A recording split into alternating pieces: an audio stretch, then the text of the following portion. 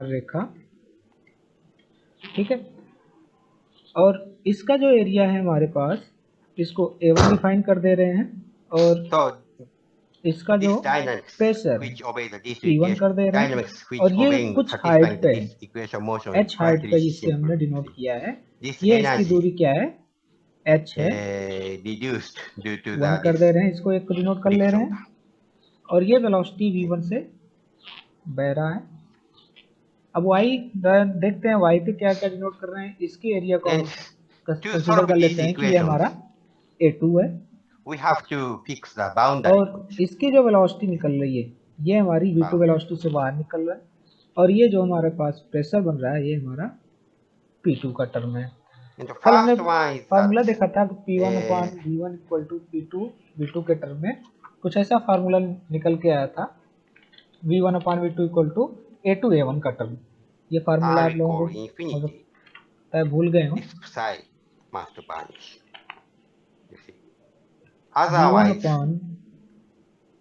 V1/V2 equal to A2/A1 का term था, and also epsilon ठीक bar है। omega diverge in general. So this is first boundary condition, and the next one is A1 का term, ये formula कल हमने निकाला था, go to 0, ठीक है।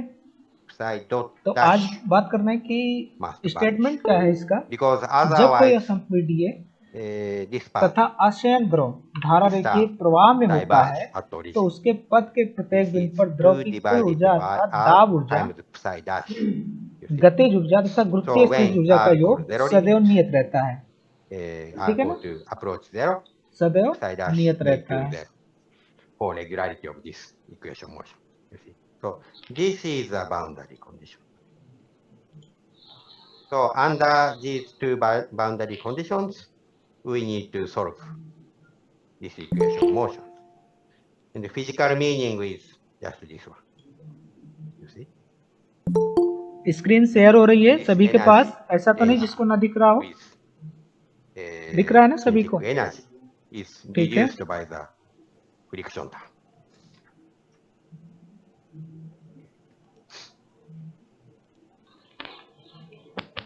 So now again, स्टेटमेंट आपने सुना, same argument, तो द्रव के एकांक आयतन की ऊर्जा के पदों में बर्नौली की प्रमेय के अनुसार क्या हो जाएगा कि हमें स्टेटमेंट दिया गया है कि जब कोई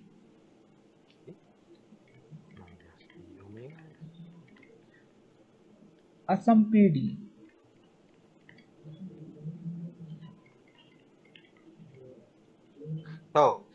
तथा आशयन only this kind of case.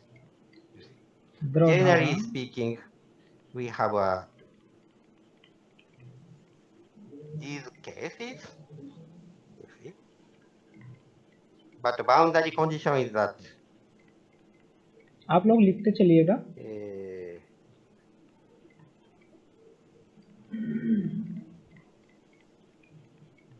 you see, and we have some friction. So this case, even if we start, for example, this one and rolling down, but it must stop at phi equals 0. But with positive curvature at origin, it never stops. You see, so this case doesn't work. And again, this case, you see, now even if we start from the highest, very highest point or close to top, it cannot climb up the origin because we have a friction. Energy, So these two cases, it doesn't work. Kinetic energy works. और आपका potential energy solution with satisfying potential energy, these boundary conditions. ठीक है ना, तो इसका योग सदैव नियत रहता है। अब इसके लिए हमें देखना पड़ेगा कि इसका स्टेटमेंट क्या है एकांक आयतन की ऊर्जा के पदों में, तो प्रेशर, काइनेटिक एनर्जी और पोटेंशियल एनर्जी के एकांक आयतन के लिए। तो ये हमारा स्टेटमेंट था P plus half rho V square plus rho G H equal to constant का टर्म, ठीक है ना। ये हमें प्रूव करना है। This is a necessary condition अब हम देखते हैं कि जो to x का सिरा है get the यहाँ पे, non-trivial solutions. You see, this condition just come from that. Just some. ये सिरा x का, तो x में जैसे Minus कल हमने निकाला था omega 1 सेकंड में v1 दूरी तय zero. करता था, अब इसी प्रकार इसमें भी क्या करेगा, 1 सेकंड में v1 दूरी तय करता है। इस द्रव पर क्या हो जाएगा, द्रव पर बल इंटू दूरी का फार्मूला लगेगा जो हमें वर्क कर रहा है, कार्य कर रहा है। तो इसका मतलब फार्मूला पढ़ा था हमने कि W equal to F into displacement. F क्या है, बल है, और डिस्प्लेसमेंट दूरी हमारा हो जाएगा। तो कार्य क्या हो जाएगा, W equal to F into S का टर्म कल इससे पहले फार्मूला पढ़ चुके हैं आप। अब यस यहाँ पे दूरी को भी डिफाइन कर सकते हैं। तो यहाँ पे क्या हो जाएगा, बल किस में लग रहा है, P1 into A1 into V1, ठीक है ना। तो इसी प्रकार हम देखेंगे y कॉर्ड के लिए, ये x के लिए था, And this part, x में, this curvature is positive. It means that अब हम y के लिए देखते हैं। this term must be smaller than 0. So this is a condition for y में देखें, non-trivial configuration, which connect, for example, around this one to this. क्या हो जाएगा इसी प्रकार y के लिए, यहाँ से आप जाएंगे तो अगले छोर पे ये है आपका Up to now, do you have any question? y का It's okay. स्टेटमेंट, ये जो दिया गया है। तो यहाँ पे भी हमें this argument has जिस तरीके से हमने इसको completely लिखा कि given in the यहाँ से प्रवेश कर रहा है, द्रव की प्रवाह हो रहा है, too. इसमें x टू y में जा रहा है, ठीक है। तो इसका क्षेत्रफल हमारे पास A2 है, वेलोसिटी V2 है, और प्रेशर हमारे के पास क्या है, P2 है। इसके लिए हमारे पास क्या था, A1 का एरिया, P1 प्रेशर था, ठीक है, और V1 वेलोसिटी, यहाँ से ये ऊपर की साइड कर रहा था। तो 1 सेकंड में किया गया कार्य इसके लिए क्या हो जाएगा, which determines omega. And under these conditions, you see, we have a slowly, I mean, a long-lived oscillating object.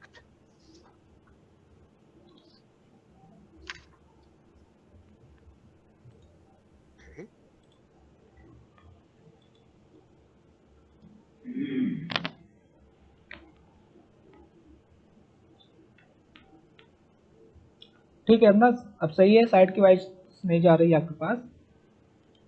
अब हम देखते हैं y के लिए, तो सेम फार्मूला अपनाते हैं। W इक्वल टू क्या हो जाएगा, बल इंटू दूरी, ठीक है, F इंटू एस, जो हम दूरी को तय करते थे पुराने फार्मूले से। तो यहाँ पे क्या हो जाएगा, P2 into A2 into V2 का टर्म, ठीक है। तो द्रव पर किया गया तुल्य कार्य कितना हो जाएगा कि P1 माइनस P2 का टर्म हो जाएगा, अर्थात द्रव पर किया गया कार्य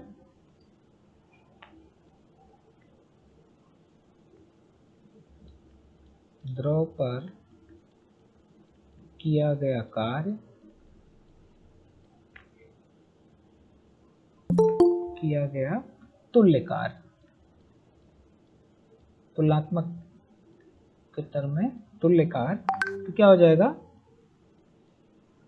x और y का, तो x माइनस y कर देंगे। तो x की वैल्यू क्या है हमारे पास, P1 cross A1 cross V1 minus P2 into A2 into V2 का टर्म, ठीक है।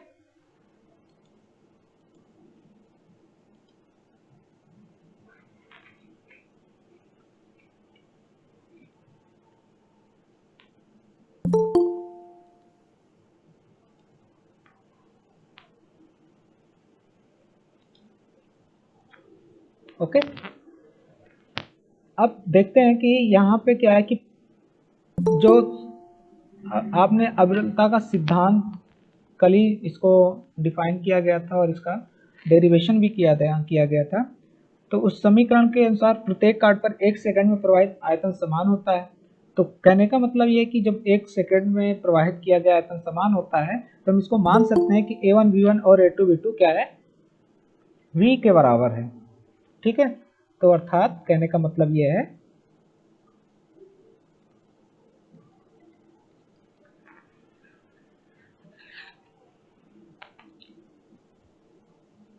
A1 V1 equal to A2 V2 equal to V। ये क्या है हमारे पास, आयतन है। किस समीकरण के अकॉर्डिंग, अविरलता के सिद्धांत से, जो हमने कल पढ़ा था। ठीक है ना। अब इसके लिए हम W देख रहे हैं तुल्यकार के लिए, तो W इक्वल टू क्या हो जाएगा, इसके जगह V हो जाएगा, तो V हमारे पास क्या हो जाएगा, कॉमन हो जाएगा, तो बचेगा क्या, P1 minus P2 into V का टर्म। ठीक है, तो 1 सेकंड में कार्ड X पर प्रवेश करने वाले द्रव की गतिज ऊर्जा क्या हो जाएगी, हाफ mv1 स्क्वायर। Y से निकलने वाले द्रव की गतिज ऊर्जा क्या हो जाएगी, हाफ mv स्क्वायर। तो द्रव की गतिज ऊर्जा में परिवर्तन क्या निकलेगा, तो इसके लिए हम देखेंगे,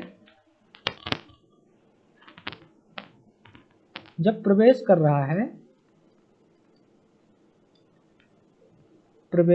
है द्रव, ठीक है ना, तो गतिज ऊर्जा काइनेटिक एनर्जी क्या हो जा रही है, हाफ mv1 स्क्वायर। और जब निकल रहा है तब इसकी काइनेटिक एनर्जी क्या हो जा रही है, हाफ mv2 स्क्वायर। ठीक है, तो इसमें परिवर्तन क्या हो रहा है, इनिशियल माइनस फाइनल, और इनिशियल का कैसा रहा है, प्रवेश कर रहा है निकल रहा है। तो इनिशियल क्या है आपके पास, हाफ mv1 स्क्वायर, और फाइनल क्या है, हाफ mv2 स्क्वायर। तो इसका जो निकालेंगे परिवर्तन, गतिज ऊर्जा में परिवर्तन क्या हो जाएगा, गतिज ऊर्जा में परिवर्तन को हम शो करते हैं डेल्टा के से, और इसको निकालते हैं फाइनल माइनस इनिशियल।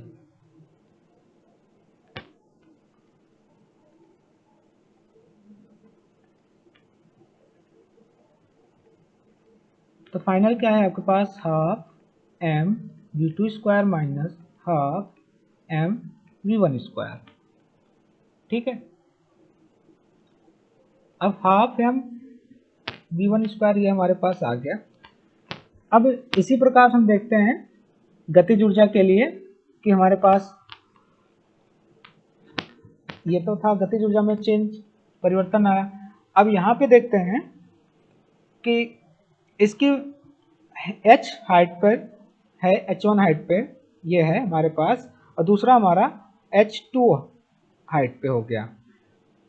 तो इसकी क्या है, द्रव की x पर द्रव की स्थिति ऊर्जा क्या हो जाएगी, इससे पहले टर्म पे निकाला गया है कि u इक्वल टू क्या होता है, mgh का टर्म होता है। ठीक है, तो ये हमारा गतिज ऊर्जा के केस में चल रहा है। ठीक है, तो h इस द्रव के लिए h1 हाइट पे क्या हो जाएगा, h2 हाइट पे क्या हो जाएगा। तो यहाँ पे एक एक के लिए निकालते हैं, x के लिए कितना हो रहा है और y के लिए कितना हो रहा है। तो देखते हैं, x में क्या निकालना है आपको, पोटेंशियल एनर्जी, पोटेंशियल एनर्जी का टर्म। ठीक है, तो क्या हो जाएगा हमारे पास, m g, और ये हो जाएगा h1, क्यों, हाइट h1 है। दूसरा हमारे पास y में पोटेंशियल एनर्जी क्या हो जाएगी, mgh2। ठीक है, अब इसमें हम देखेंगे कि द्रव की स्थिति ऊर्जा में परिवर्तन क्या हो रहा है, तो इनिशियल माइनस फाइनल हो जाएगा। जब इनिशियल माइनस फाइनल हो जाएगा तब उसको हम क्या करेंगे, y माइनस क्या हो जाएगा, x का टर्म, ठीक है ना।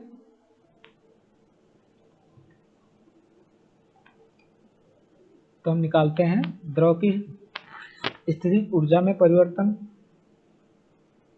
द्रव की स्थितिज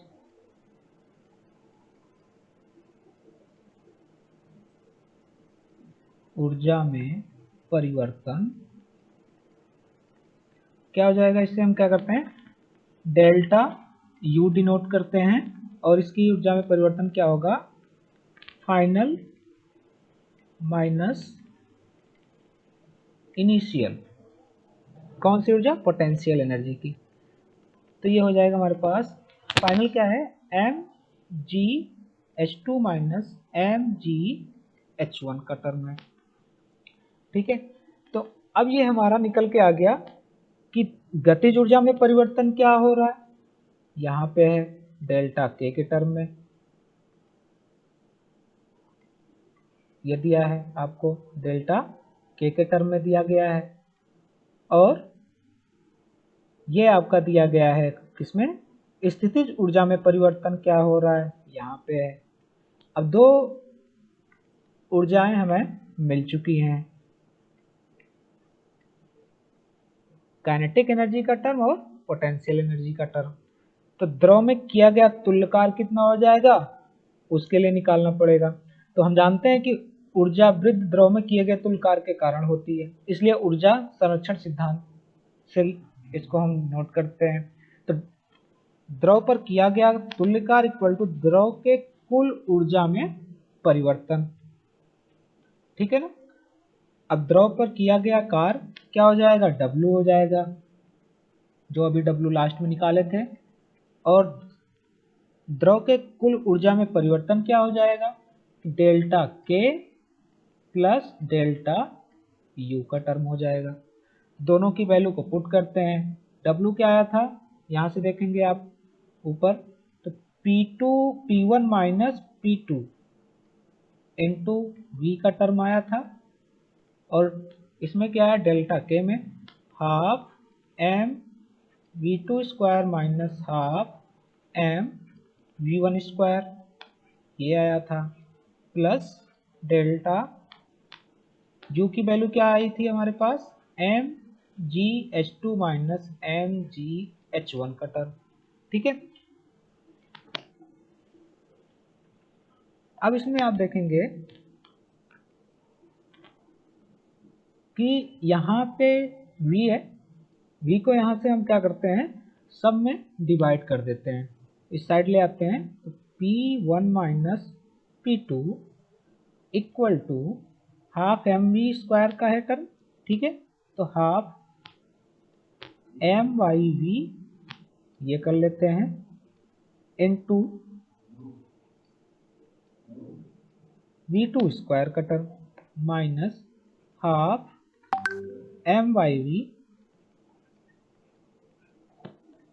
ये हो जाएगा हमारा v1 स्क्वायर का टर्म, प्लस हाफ नहीं रहेगा यहाँ पे myv इंटू gh2 का term,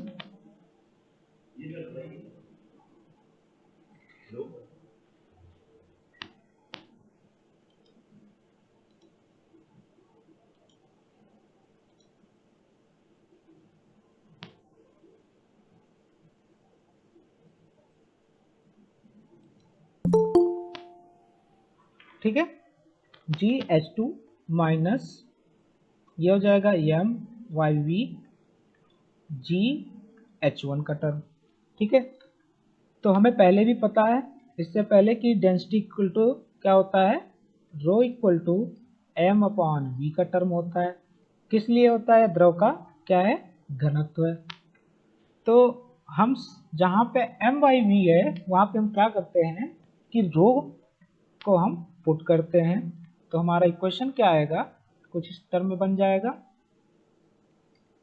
P1 minus P2 equal to half rho V2 square minus half rho v1 square plus rho G H two minus rho G H one का term. ठीक है, ये हमारा कुछ इस तरीके से निकलेगा। अब हम इसमें देखते हैं कि माइनस टर्म को इस साइड ले आते हैं तो यह हमारा क्या हो जाएगा, प्लस में चेंज हो जाएगा और ये हमारा दूसरे में चेंज हो गया। तो हमें P1 इसको हम इस साइड सब्सट्रैक्ट करते हैं तो इस तरीके से भी लिख सकते हैं। ये टर्म हो रहा है हमारे पास half rho v2 square minus half rho v1 square plus rho gh2 minus rho gh1 का टर्म। तो माइनस को इस साइड कर लेते हैं, पॉजिटिव को इस साइड कर लेते हैं, तो ये हो जाएगा P1 plus half rho v1 square plus minus का टर्म रो gh1 है, इधर भी ले आते हैं रो gh1, ठीक है, इक्वल टू P2 प्लस का टर्म इस साइड हो गया हाफ रो v2 स्क्वायर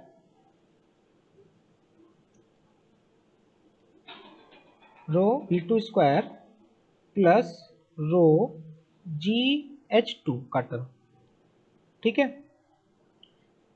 तो इसको हम बर्नौली का प्रमेय के अकॉर्डिंग देखते हैं तो इसमें कुछ कांस्टेंट टर्म भी हमें मिल रहा है। तो जो हमें मिल रहा है कांस्टेंट v1 है, यहाँ पे भी ये कांस्टेंट टर्म, ये भी कांस्टेंट टर्म, और रो gh ये भी हमारा एक कांस्टेंट टर्म ही है, तो ये भी रो कांस्टेंट टर्म, इसका भी रो कांस्टेंट। तो 1 to 3 ऑर्डर के टर्म में चल रहा है, तो इसको हम डायरेक्ट लिख सकते हैं p plus half rho v square plus rho G H का टर्म, ठीक है, इक्वल टू कांस्टेंट का टर्म हो जाएगा। ये किसके बराबर है, ये कांस्टेंट टर्म है। तो ये हमारा स्टेटमेंट जो था कि हाफ वह p plus half rho v square plus rho G H equal to constant term. ठीक है ना। अब इसमें ये हमारा टर्म जो आया है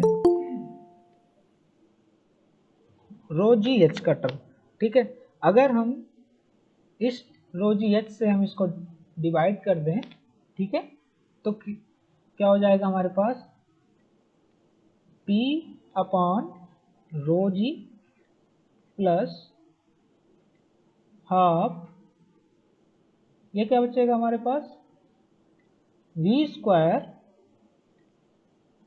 अपॉन g का टर्म, रो से रो कैंसिल हो जाएगा, plus h equal to constant term. ठीक है ना। तो कभी कभी फार्मूले में ऐसे भी मिल के आता है और यहाँ पे वैल्यू दी जाती है और फार्मूले पर रख करके न्यूमेरिकल को सॉल्व करते हैं। तो ये हमारा निकलता है दाब शीर्ष, गतिज शीर्ष तथा स्थिर शीर्ष के योग को संपूर्ण टोटल हेड जिसे बोलते हैं। ठीक है ना।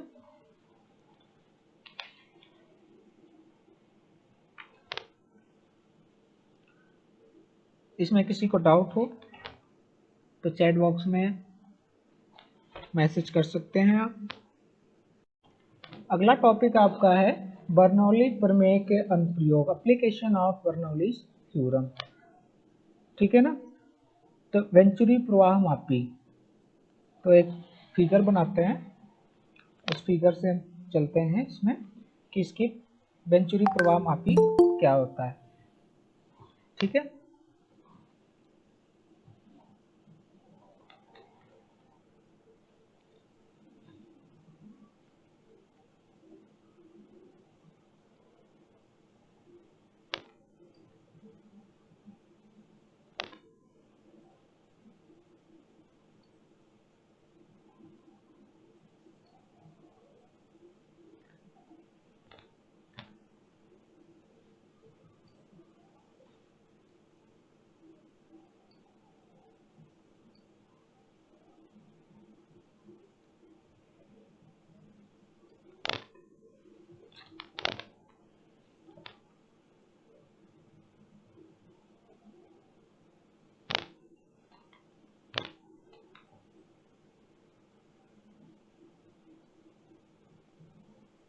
फिगर आप लोग ड्रा करते रहिए।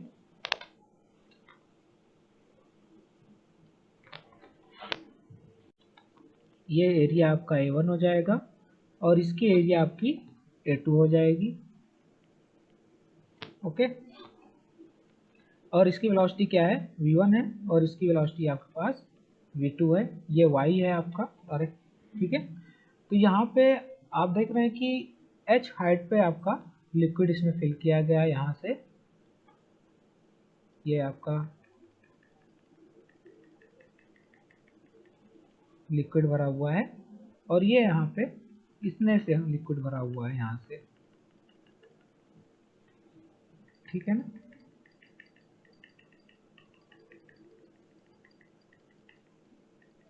और लिक्विड का फ्लो किस साइड में है, X2I है।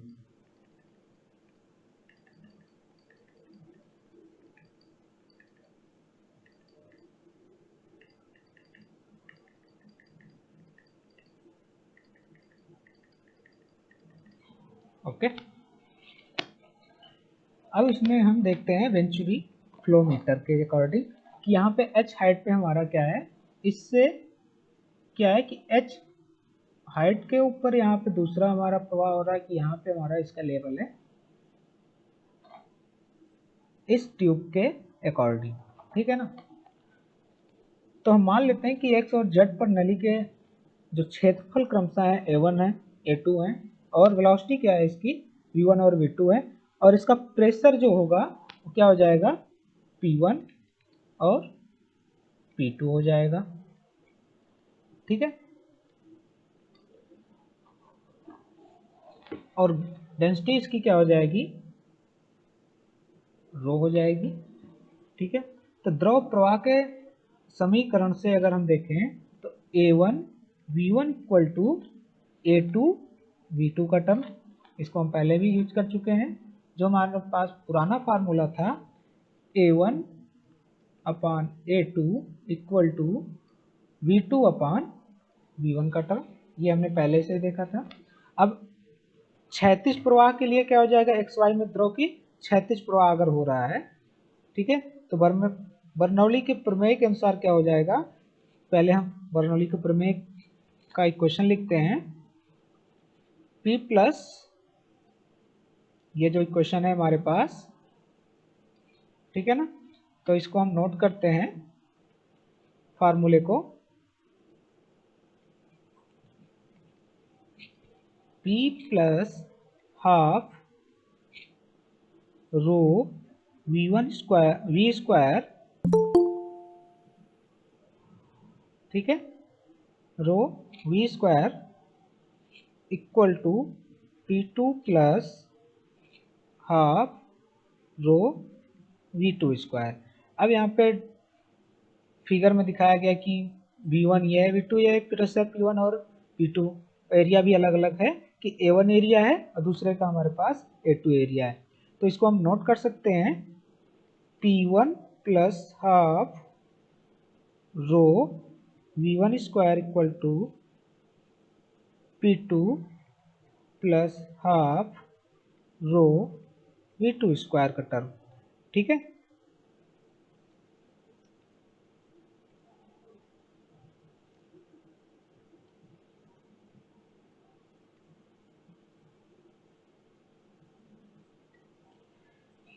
अब यहाँ से हम देखेंगे रो V1 स्क्वायर यहाँ पे हाफ है, यहाँ पे भी है, तो हम इस साइड ले आते हैं P1 minus P2 equal to half rho, अगर कॉमन कर लें तो यहाँ क्या बचेगा V2 माइनस V1 का स्क्वायर, ठीक है।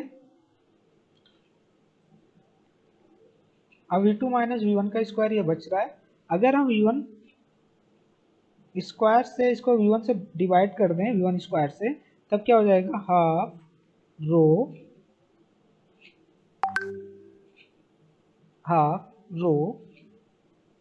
V1 स्क्वायर, ठीक है।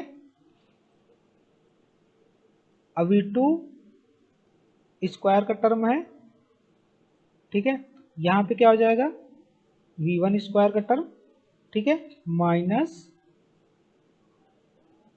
v1 square upon v1 square. ठीक है, अब इसको हम चेंज करते हैं हाफ रो v1 स्क्वायर का टर्म, इसको सिंप्लीफाई करते हैं तो यह क्या हो जाएगा, half rho v1 square. Change करेंगे तो ये हमारे पास क्या हो जाएगा, a1 square minus a2 square upon, ये हो जाएगा हमारे पास a2 का होल स्क्वायर।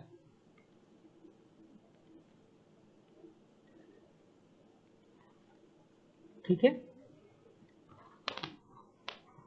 अब ये हमारा h रो g की वैल्यू आई।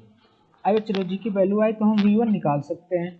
तो v1, ये हमारे पास v1 का टर्म दिया है, तो v1 स्क्वायर इक्वल टू क्या हो जाएगा, a2 स्क्वायर, और ये हमारे पास h रो g है। ठीक है ना, तो और 2 भी है, तो यहाँ से क्या हो जाएगा, 2hg, ये हमारा रो से रो कैंसिल हो जाएगा, बचेगा क्या हमारे पास, 2hg का टर्म। ठीक है, और नीचे टर्म क्या बच जाएगा, a1 square minus a2 square का टर्म। ठीक है, ये हमारे पास ये टर्म बचेगा। अगले टर्म पे लेते हैं इसको, अगले और सिंप्लीफाई करते हैं। v1 इक्वल टू, पूरे पे अंडर रूट लगाते हैं, क्या हो जाएगा, a2 square into 2hg upon a1 square minus a2 square का टर्म।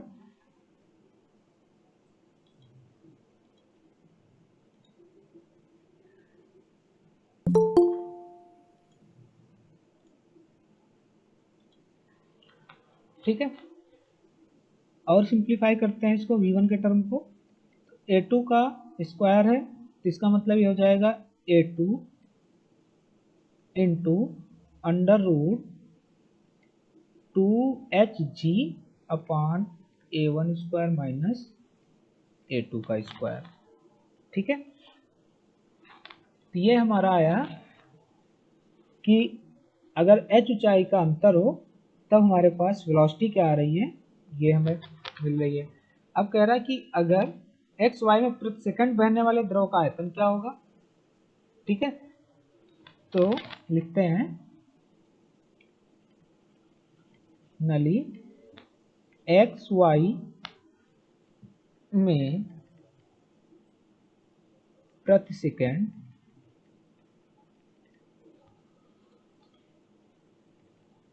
बहने वाले द्रव का आयतन क्या होगा। ठीक है, तो इसको हम Q से डिनोट कर सकते हैं। Q इक्वल टू क्या हो जाएगा, A1 V1, क्योंकि A1 V1 equal to A2 V2 होता है, तो इसको लिख सकते हैं A1 A2 under root 2GH upon A1 square minus A2 square का टर्म। ठीक है, तो h का मान नाप लेने पर राशियों के मान क्या हो रहे हैं, ज्ञात हो रहे हैं, कि एक्स वाई द्रव में प्रवाह की दर की गणना कर लेते हैं। तो इसलिए हम इसको, इसका मात्रा क्या होता है, लीटर पर सेकंड अथवा मीटर क्यूब पर सेकंड होता है। ठीक है, तो मात्रा किसका हो जाएगा आपका, लीटर पर सेकंड। ठीक है, अब आपके अलग अलग एप्लीकेशन दिए गए हैं। वायुयान, पंखों की कार्यप्रणाली, वर्क सिस्टम और विंग ऑफ एरोप्लेन, इसमें वेग, अधिक दाब, कम दाब, तो इसको आप पढ़िएगा। लिफ्टिंग फोर्स है, इसको भी पढ़िएगा। और कणित या स्प्रेयर, एटमॉस्फेयर, ये इस और दूसरा आपका तीसरा आपका कलित स्प्रेयर का है, इसको भी देख लीजिएगा। और क्या करते हैं, RE से डिनोट करते हैं रेनॉल्ड्स नंबर को, प्रति एकांक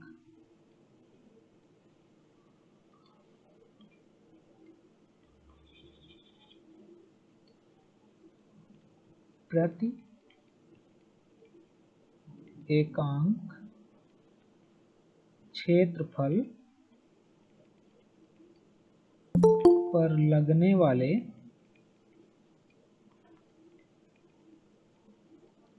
वाला जड़त्व बल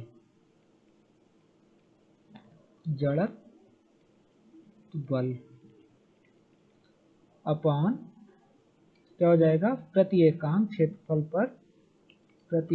क्षेत्रफल पर लगने वाला शयन बल।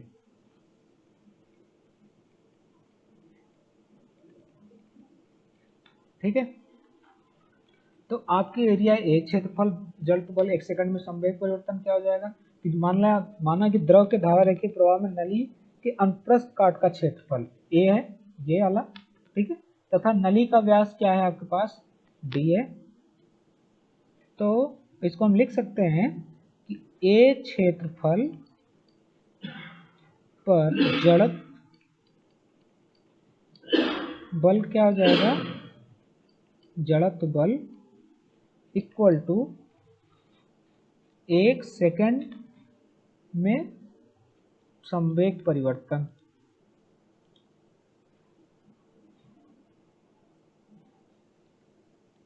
एक सेकंड में संवेग परिवर्तन, ठीक है, 1 सेकंड में संवेग परिवर्तन। ठीक है, तो इसको हम लिख सकते हैं कि P इक्वल टू mv होता है, फार्मूला पहले ही पता है। ठीक है, m क्या है हमारे पास, v इंटू रो का टर्म है, m v इंटू रो का टर्म, क्योंकि v equal to a v होता था आयतन के टर्म में। ठीक है, और ये किसके बराबर होता था हमारे पास, v इंटू डेंसिटी के टर्म में, और ये हमारा क्या हो जाएगा, मास के टर्म में बराबर हो जाएगा, इक्वल हो जाएगा। तो यहाँ पे हम लिख सकते हैं, यहाँ पे हम लिख सकते हैं m की जगह पे क्या हो जाएगा, v into rho into v का टर्म, या इसको ऐसे भी लिख सकते हैं a इंटू v रो की जगह पे। ठीक है, v equal to A V होता है। ठीक है, तो यहाँ पे हम लिख सकते हैं a v into rho into v का टर्म, या p इक्वल टू हो जाएगा हमारे पास a रो v स्क्वायर का टर्म। ठीक है, तो एकांक क्षेत्रफल पर जड़त्व बल क्या हो जाएगा, रो v स्क्वायर हो जाएगा। कहने का मतलब है कि एकांक क्षेत्रफल पर जड़त्व बल आपका क्या हो गया, रो v स्क्वायर हो जाएगा। ठीक है,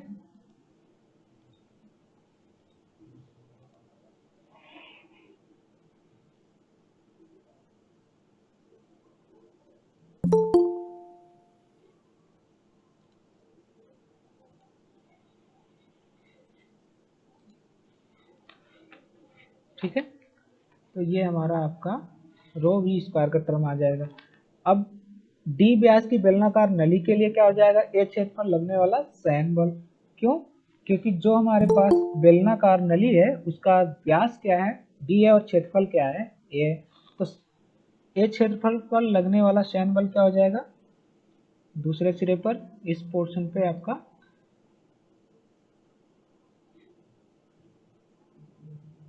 a क्षेत्रफल पर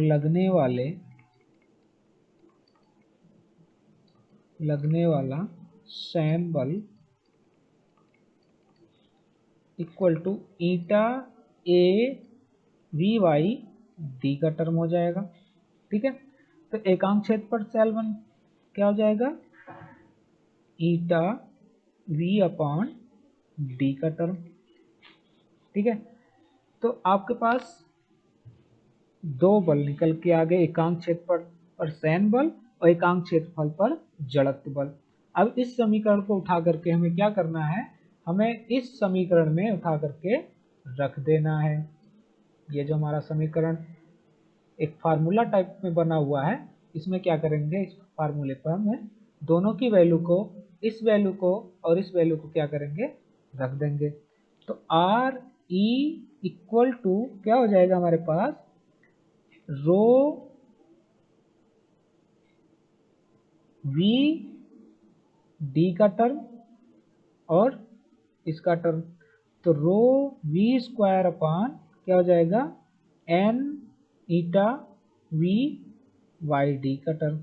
ठीक है, तो चेंज करते हैं, तो आर इक्वल टू हमारे पास क्या आएगा, रो वी डी अपॉन ईटा का टर्म आ जाएगा। ठीक है, रो क्या है हमारे पास, लिक्विड डेंसिटी है, और वी क्या है, लिक्विड वेलोसिटी है, ईटा क्या है, कोफिशिएंट ऑफ लिक्विड के लिए ये गुणांक है, सैम का गुणांक है। ठीक है,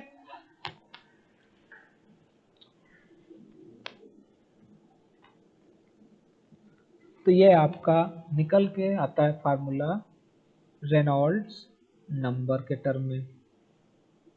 ठीक है, तो इसको याद रखिएगा आप लोग।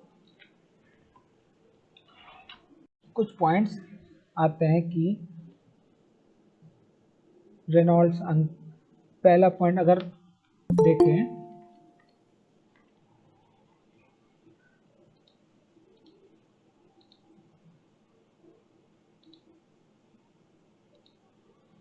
तो यहाँ पे क्या हो जाएगा अपने पास कि पहले पॉइंट में 2000 तक होने पर द्रव का प्रवाह धारा रेखीय होता है। 2000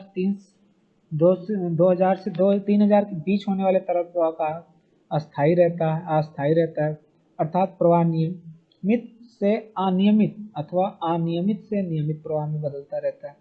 3000 से अधिक होने पर तरल का प्रवाह विक्षुब्ध हो जाता है। तो यहाँ पे क्या हो जाएगा, 2000 तक होने पर द्रव का प्रवाह क्या हो रहा है कि एक रेखीय धारा में बह रहा है। ठीक है, और 2000 से 3000 के बीच में होने पर तरल का प्रवाह अस्थायी हो जाता है, अर्थात प्रवाह नियमित रहता है, अनियमित भी हो जाता है, नियमित से अनियमित हो जाता है, अनियमित से नियमित हो जाता है। मतलब कि प्रवाह क्या होता है, चेंज होता रहता है। ठीक है, और तीसरा पॉइंट आपका है कि 3000 से अधिक होने पर क्या हो जाएगा इसका कि ये विक्षुब्ध हो जाता है, ट्यूबुलेंट फ्लो हो जाता है। जो आपने पढ़ा था ट्यूबुलेंट फ्लो का टर्म हो जाएगा यहाँ पे। ठीक है, तो ये अलग अलग के लिए अलग अलग मान निकल के आता है आपका कि इतना अगर हमारे पास द्रव का प्रवाह है तो किस किस में चेंज होगा, ये आप देखते हैं।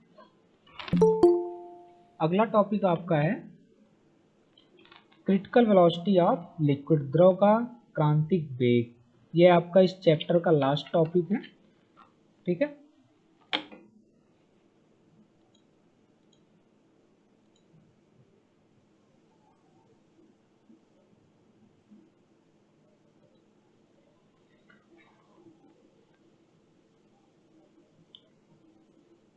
द्रव का क्रांतिक वेग, द्रव का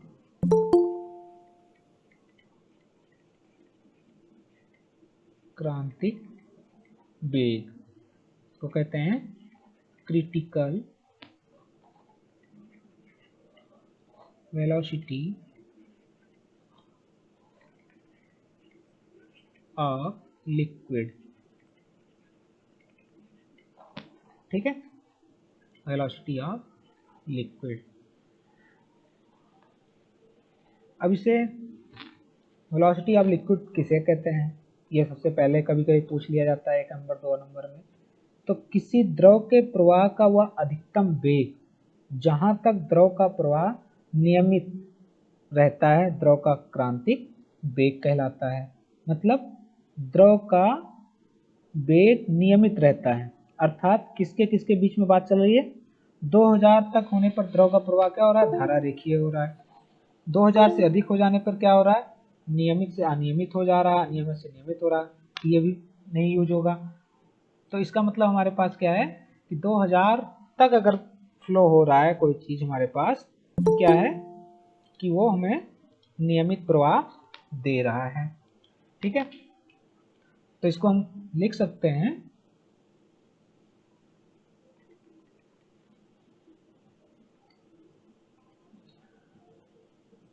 द्रव के प्रवाह का वह अधिकतम वेग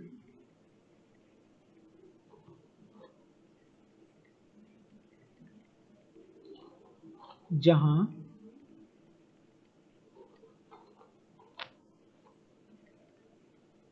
तक द्रव का प्रवाह नियमित अर्थात धारा रेखीय रहता है।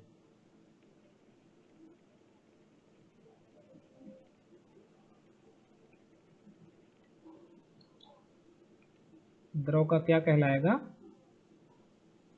क्रांतिक वेग कहलाता है। द्रव का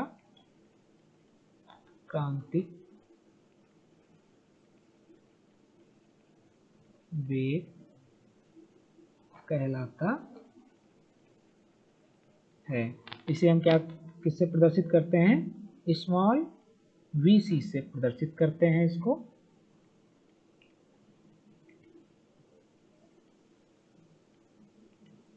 ठीक है।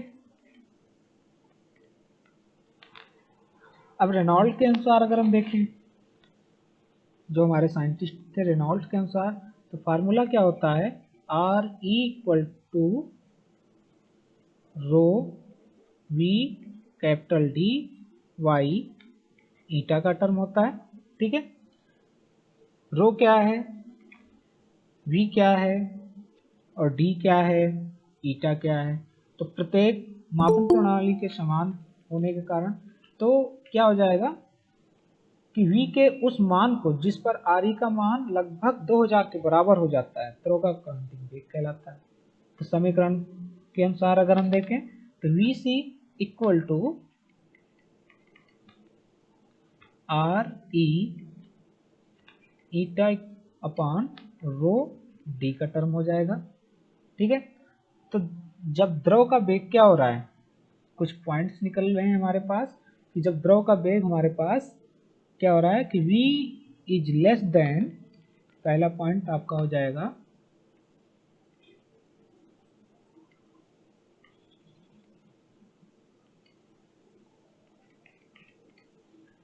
v is less than r equal to vc के, तब क्या होगा re is less than r equal to 2000। द्रव का प्रवाह क्या हो गया, रेखीय हो गया। दूसरा आपका पॉइंट क्या हो जाएगा, जब v is greater than vc, तो re का मान अधिक हो जाने के कारण द्रव का प्रवाह क्या हो जाता है, विशुद्ध हो जाता है। तो re का मान क्या हो जाएगा, अधिक हो जाएगा। तो द्रव का प्रवाह क्या हो जाएगा, टर्बुलेंट फ्लो हो जाएगा। किसी भी डायरेक्शन में, इस डायरेक्शन में, इस डायरेक्शन में, किसी भी डायरेक्शन में द्रव क्या होगा, बहने लगेगा। तो ये आपका टर्बुलेंट प्रवाह हो जाता है। ठीक है ना।